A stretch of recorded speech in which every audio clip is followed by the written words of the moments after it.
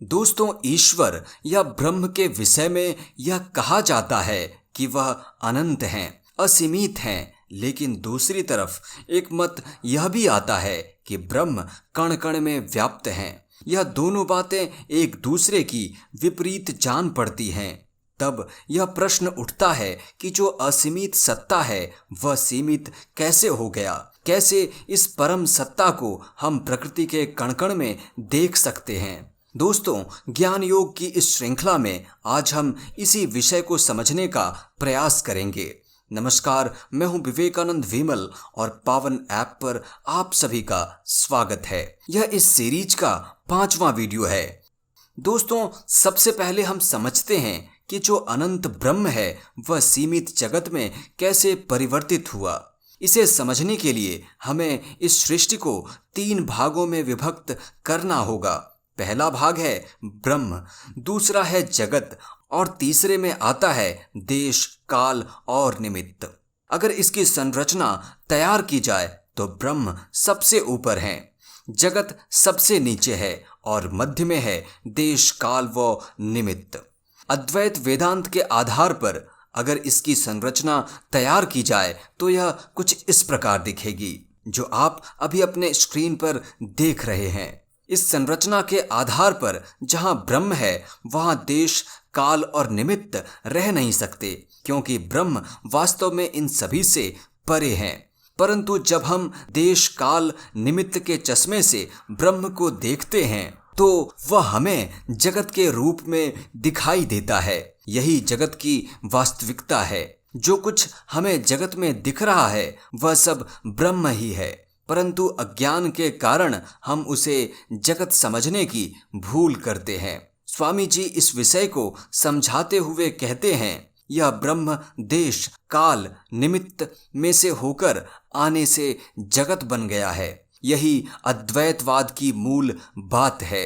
हम देश, काल, निमित्त रूपी कांच में से ब्रह्म को देख रहे हैं और इसी प्रकार नीचे की ओर से देखने पर ब्रह्म हमें जगत के रूप में दिखता है। यानी दोस्तों, कहा जा सकता है कि ब्रह्म में कोई विचार नहीं है। वह सभी विचारों, भावनाओं, इच्छाओं से परे, स्वतंत्र, आनंद स्वरूप, अनंत, निर्गुण और अमर हैं। लेकिन दूसरी तरफ जगत जो ब्रह्म का ही अंश है, लेकिन देश, काल, निमित्त इत्यादि के प्रभाव के कारण यह प्रकृति हमें ब्रह्म से अलग जान पड़ती है या दिखाई देती है। दोस्तों, अब एक प्रश्न यह भी आ सकता है कि जगत तो ब्रह्म से आया, पर ब्रह्म कहाँ से आया? उसकी उत्पत्ति कैसे हुई? तो पहले हमें यह समझना होगा कि यह जगत कार्य कारण के सिद्धांत पर कार्य करता है। यानी हर कार्य के पीछे कोई न कोई कारण होता है। अतः इसी तर्क के आधार पर हमें लगता है कि ब्रह्म की उत्पत्ति के पीछे किसी न किसी कारण का हाथ होगा। हम यह मान लेते हैं कि ब्रह्म से पहले भी कुछ होगा जिसकी वजह से ब्रह्म उत्पन्न हुआ। तो इसका अर्थ यह हुआ कि ब्रह्म स्वतंत्र नहीं है, उनका निर्माण किसी और ने किया है।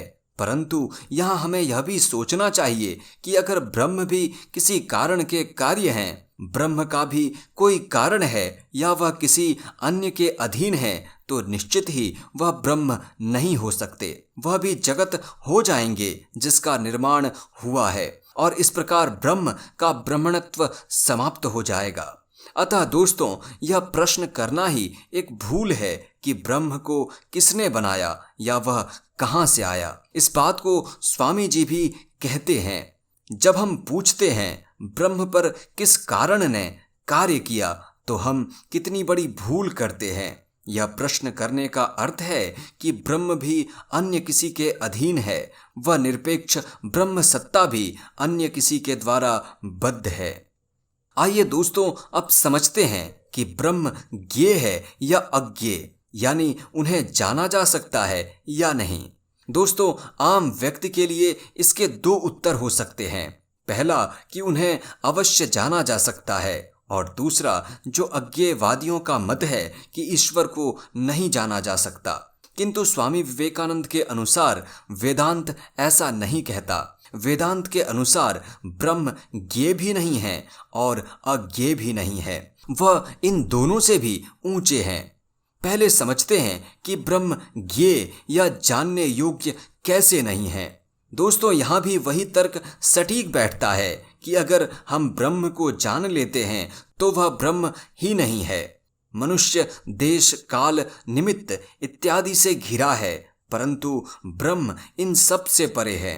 मनुष्य मन, बुद्धि, अहम इत्यादि द्वारा सब कुछ समझता है, लेकिन ब्रह्म इन सभी चीजों से भी ऊपर है। तो मनुष्य इनके माध्यम से ईश्वर को कैसे समझ सकता है? वह लाख तर्क कर ले, लेकिन वह ईश्वर को तर्क के आधार पर अनुभव नहीं कर सकेगा।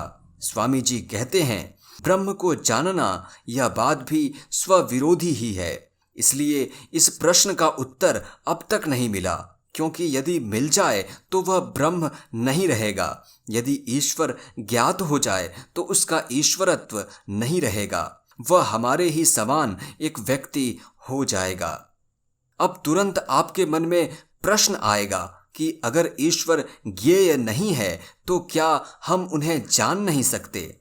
नहीं, ऐसा भी नहीं है, क्योंकि ब्रह्म तो हमारे सबसे करीब हैं। उनसे दूर होने के विषय में हम सोच ही नहीं सकते।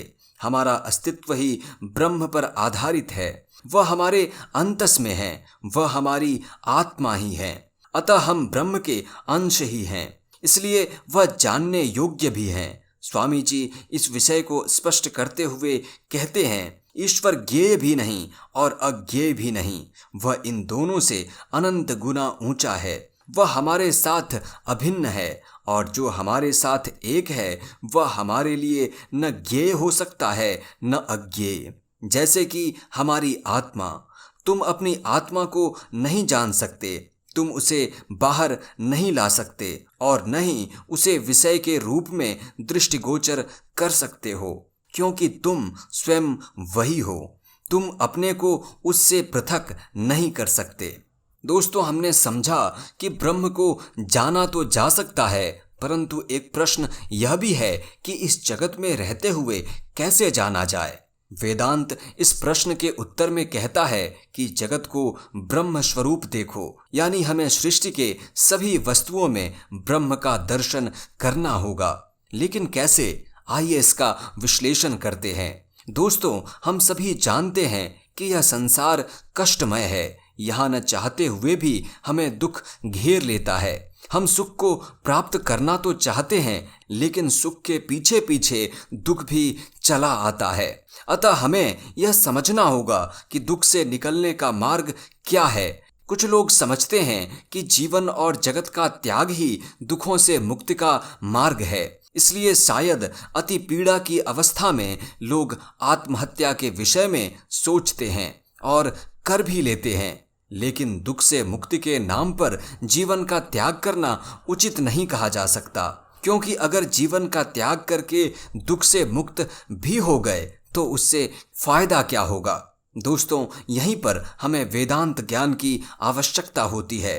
वेदांत भी हमें जगत का त्याग करने को कहता है, परंतु यहाँ त्याग का अर्थ आत्महत्या नहीं है। यहाँ इसे वैराग्य की संज्ञा दी गई है।